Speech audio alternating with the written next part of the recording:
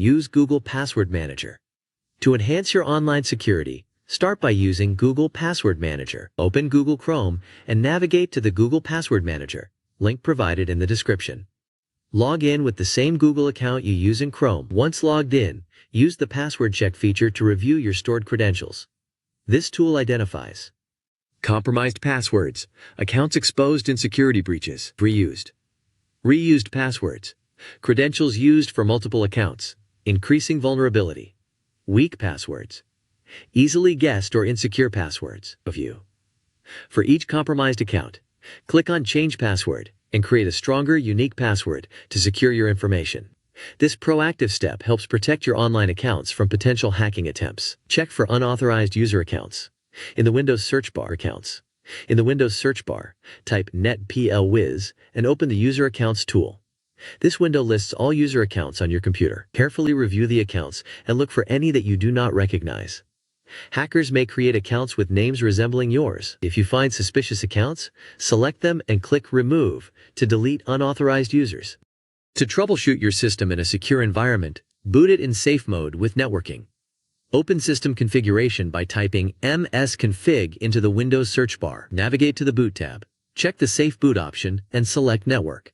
Click Apply and restart your computer. Once rebooted, the system will operate in safe mode, minimizing infection risks and providing a controlled environment for safe troubleshooting. Open your browser and download Malwarebytes. Link in the description.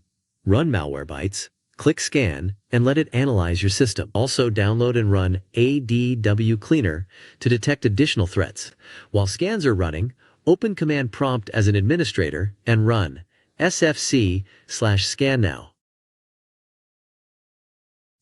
To remove suspicious programs, open the Windows search bar and type appwiz.cpl. This will bring up a list of installed programs.